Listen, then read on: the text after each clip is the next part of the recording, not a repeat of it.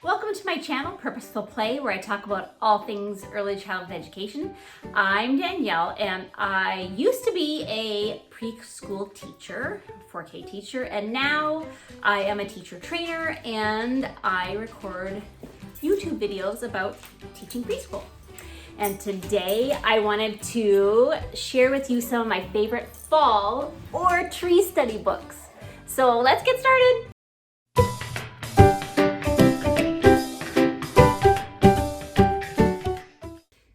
Before I start, I have to show you my outfit. It's not usually what I share on my YouTube channel, but I am wearing overalls and I love these. I found them at Macy's. They're made out of like a sweatshirt kind of material. They've got pockets.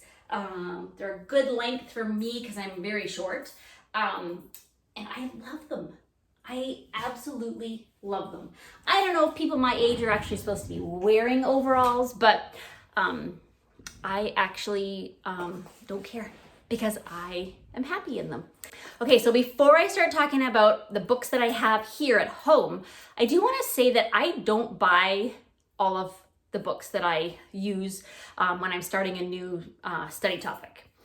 And what I do is I go onto our public library website and start typing in the titles of the books that I want, and I start reserving them or putting them on hold, and then they come into the library, and then I just have to go in and take them off the stack off the shelf and bring them home. And that way I don't have to be buying all of the books. I also have to I don't have to be sifting through the shelves or trying to get one at a time. And that's kind of my tip for you.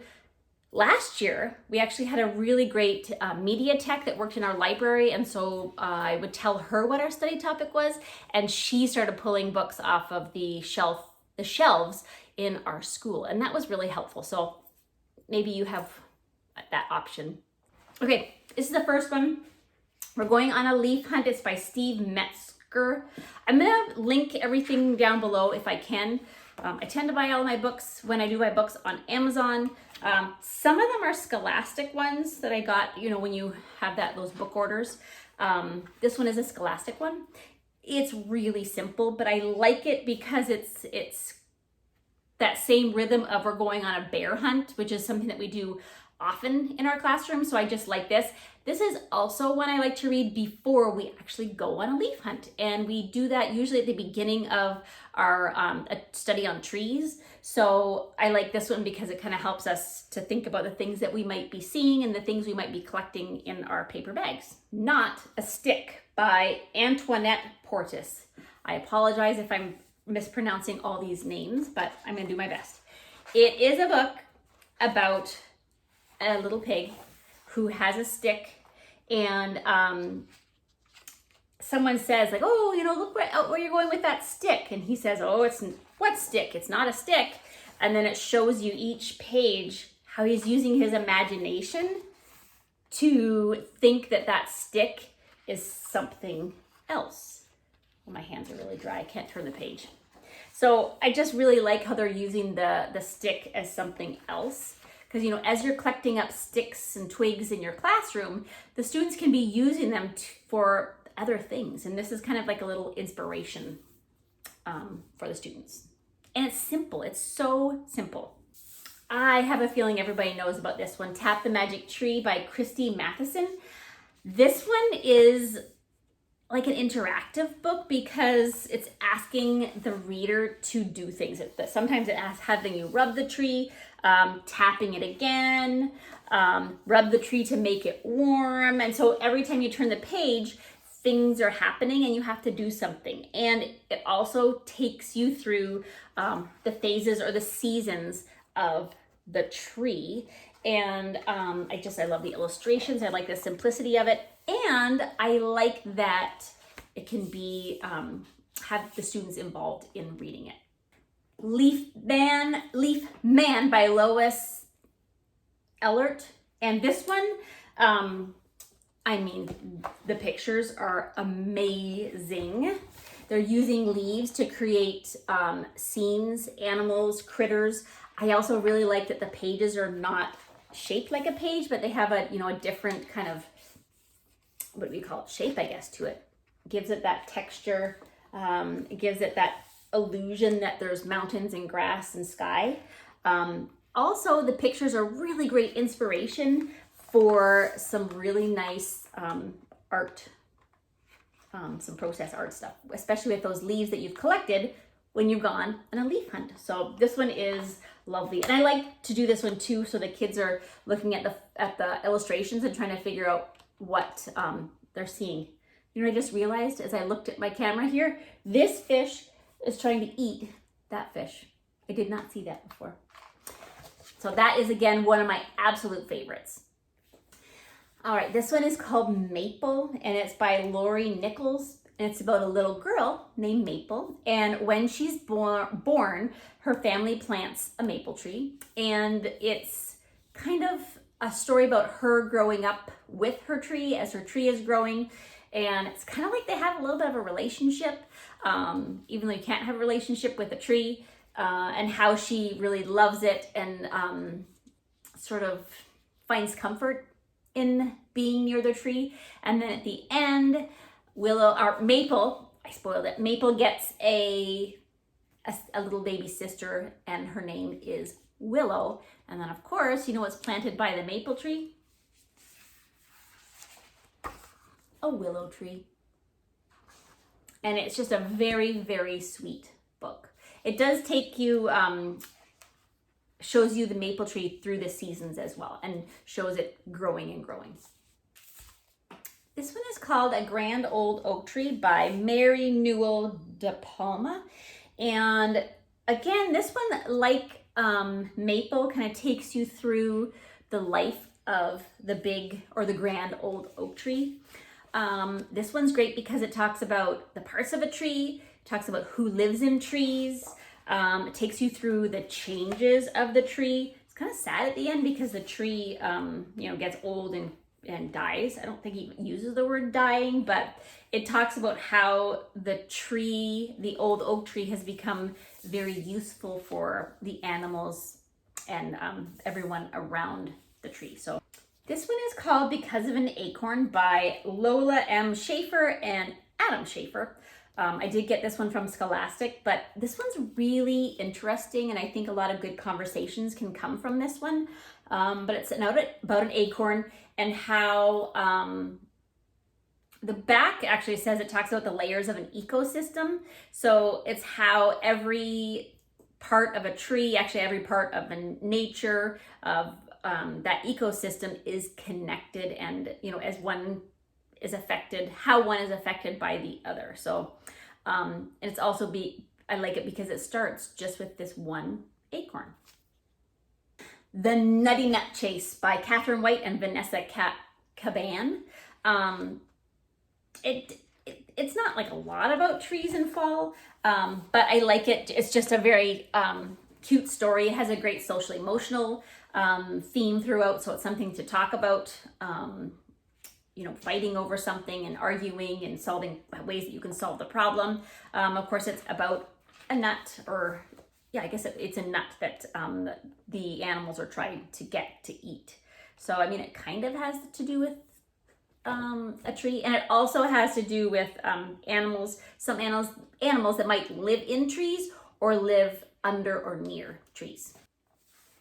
This one is called Nuts to You. Again, it's by Lois Ellert. I like the illustrations in this one, and I like too how things are labeled in here.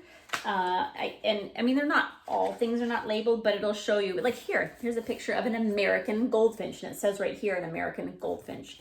It's about just a little squirrel and his what he's eating and how he's getting his food. So it's about a animal that lives in a tree. This does not have to do with trees, but it does. It's a great one to read during that time of year when there's a lot of pumpkins around. It's called The Legend of Spookly the Square Pumpkin. And Spookly is shaped more like a cube and not like that sphere. And he feels very different because he's not shaped like all of his friends. And there's something that happens partway through there's a problem, a really big problem, and then Spookly comes and saves the day. And the reason why he was able to save all of his sphere-shaped friends was because he was square, or he was shaped like a cube. This one is called As an Oak Tree Grows by G. Brian Karras. And this one, kind of like the Grand Old Oak Tree, takes you on a journey with one tree and sort of how it's growing and how the world around it is changing, and how, you know, it changes with the seasons, and how this one actually goes over time, like many, many, many years. I think if you were reading this, especially in a small group or one-on-one, there's so much to talk about in the illustrations. And also it's got some really great vocabulary that I think could be introduced to students. And then at the end, there's a storm, and the big oak tree doesn't survive. And it shows you what they're using the wood for, talks about what they're going to be using that wood for the rest of the tree. And then it shows at the end that cross section of a tree. It's like the tree stump. It's got those rings in it, which would be a really great discussion to have. And it also shows that from that tree, a new tree is growing. And then at the back too, the very back, I like when they do this here because it's got some facts about oak trees. So those are things that you can read to the students, because it seems like it's in pretty kid-friendly language. This one is called The Branch, and actually I have not heard anybody mention this. I belong to several Facebook groups that talk about preschool ideas, and I've never heard anybody mention this one. And I like it because it's talking about things that are made from trees.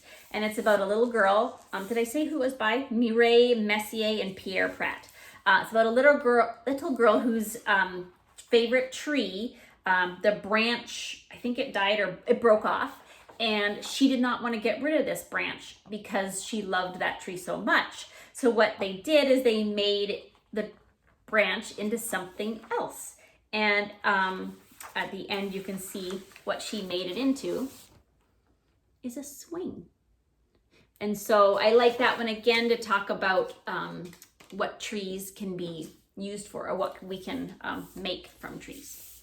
I saved my favorite one till the end. And I think I have talked about this in at least one other video because I love this book. I love Oliver Jeffers, and the book is called Stuck.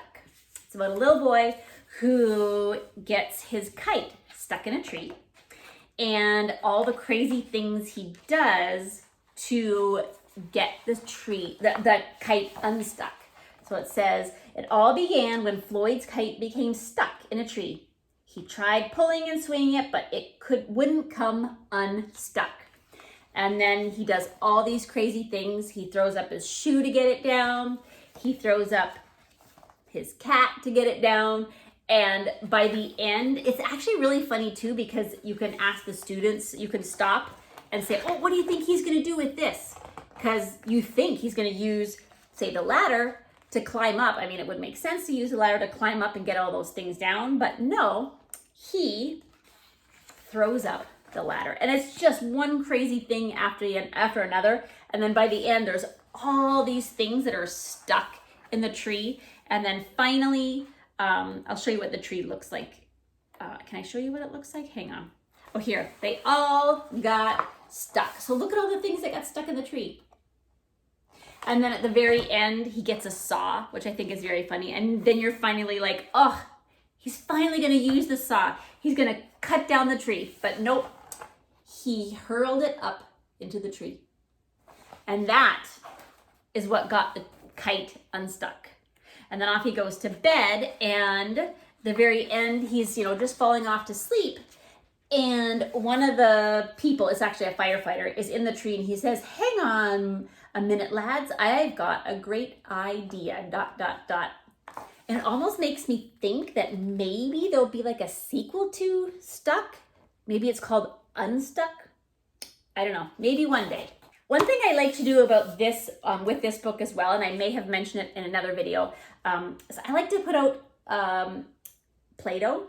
and I like to take the sticks and twigs and all that kind of stuff that the students have collected up, and then a bunch of things, like just random stuff, almost like loose parts, and they can kind of make their own version of stuck by putting things in the tree and seeing if they can make them all stay in their tree without it falling down.